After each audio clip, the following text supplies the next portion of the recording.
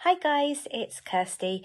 Today I want to talk a little bit more about acceptance and what it is that we're working towards and what it is that we're not necessarily working towards with acceptance. But firstly, I'd just like to ask, please do subscribe by clicking on the subscribe button below if you want to be kept up to date with all of the new videos as they're released.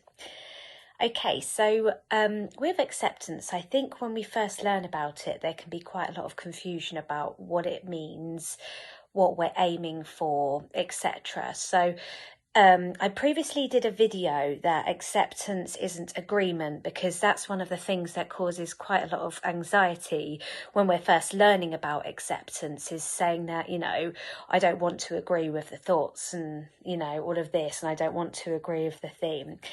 And I explained that acceptance isn't agreement. It's accepting the possibility, no matter how small it is, that the thoughts or theme or whatever may be true. We're just tolerating the idea of it maybe being true, not saying that it is true or that we want it to be true. So we work on acceptance in order to bring down levels of kind of extreme emotions, negative extreme emotions down, so that we don't feel the need to internally fight against their thoughts and feelings when they come in, or to be avoiding doing certain things or avoiding people, avoiding, implements around the house or something. So that's where the acceptance relates in terms of OCD. It's in order to bring down the levels of anxiety and horror, so that we can be around these things and still be able to get on with our days and carry out exposures without feeling kind of extreme terror or feeling just so down and depressed that the thoughts or feelings may be true that we can't even get out of bed. What we can't expect from acceptance once we've reached a higher level of it is to completely eliminate all negative emotions associated with the thing that we're working on accepting, whether that's OCD, anxiety related, or whether it's other situations we may want to apply acceptance to in the rest of our lives, in terms of maybe our job success or how we get on with our family or something like that. So we need to be realistic about this, because it could be very disheartening if you don't know about this. You continue to work on acceptance, you bring your levels of anxiety or depressed kind of feelings down, but you're still feeling a bit crap.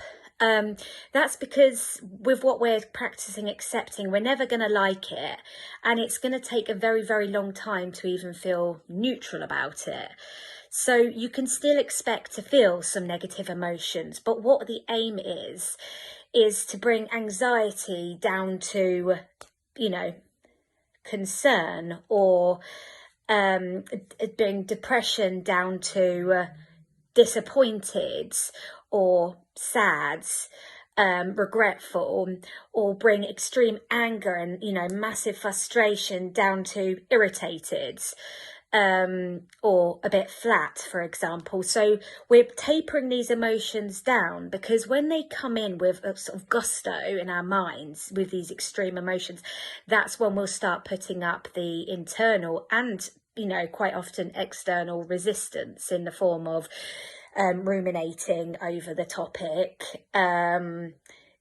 suppressing the thoughts about the topic, or if it's physical, avoiding people, avoiding places, avoiding things, or it might be overt, actions, sort of compulsions, hand washing, checking, kind of things like that as well, hiding things.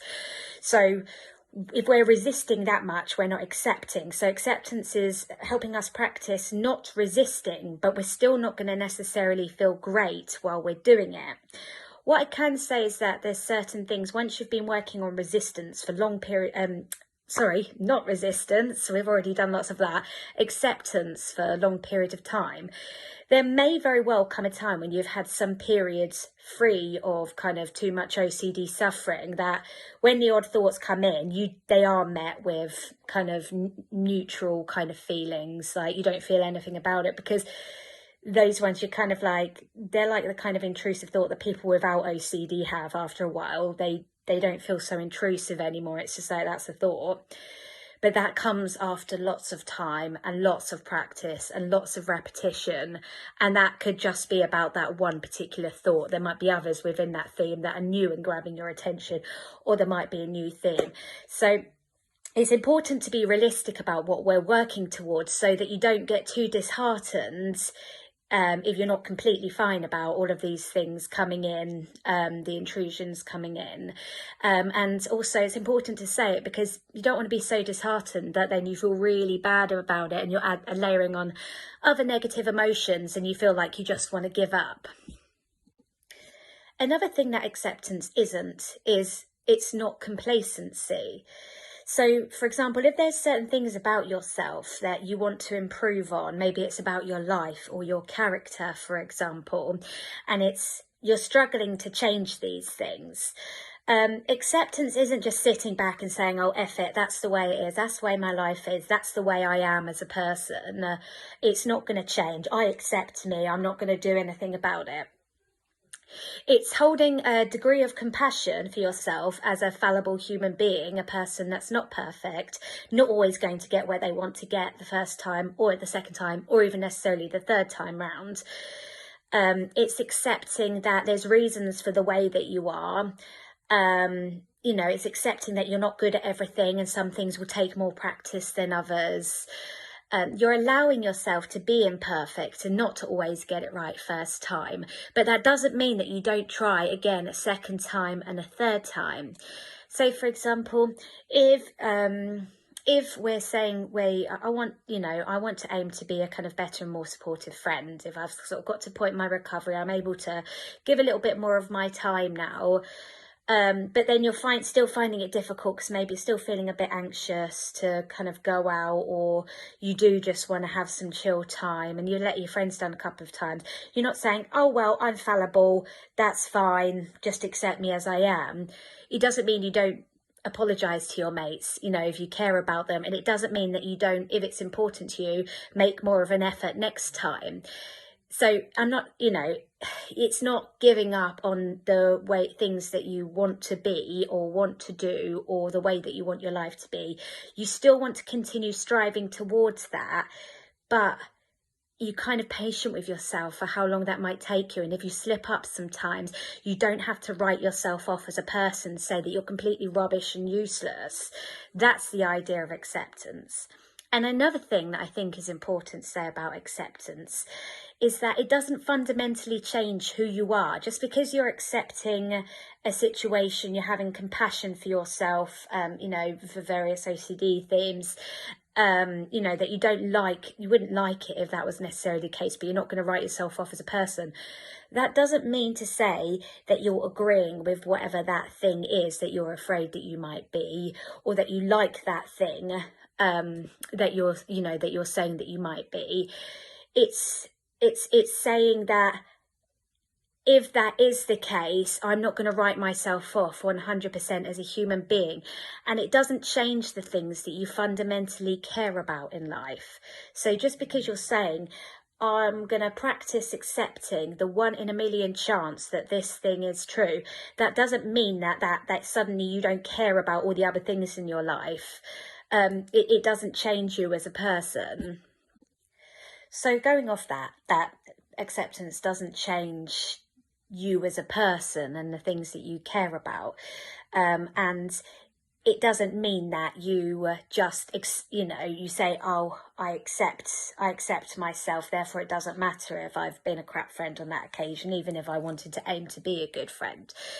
On the flip side of that, it also doesn't necessarily mean, just because you accept that situation is the way it is, it doesn't mean that you don't want to necessarily try and change it.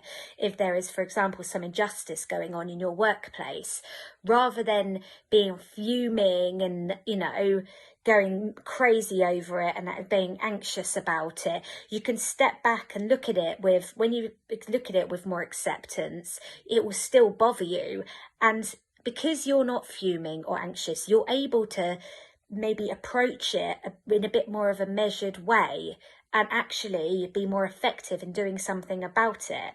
So this is the benefit of being kind of the acceptance piece, is that when you can taper down these extreme emotions, you can work better at changing the thing that you want to change, because you're able to do it in a more calm, less hasty fashion, a more mindful fashion. You're able to give it more thought and address it in a kind of more sensible way. You know, if it's to do with other people, you're not screaming, shouting at them and making them run away from you.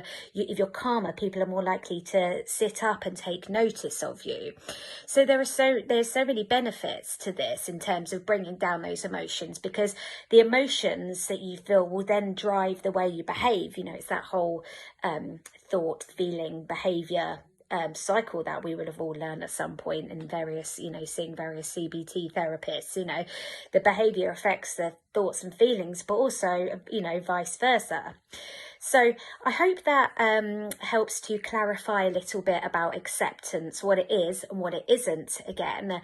And it's completely understandable if there are sort of confusions about it, because we've all heard the word accept, but for many of us, it will have been quite a new concept to be applying it in this way.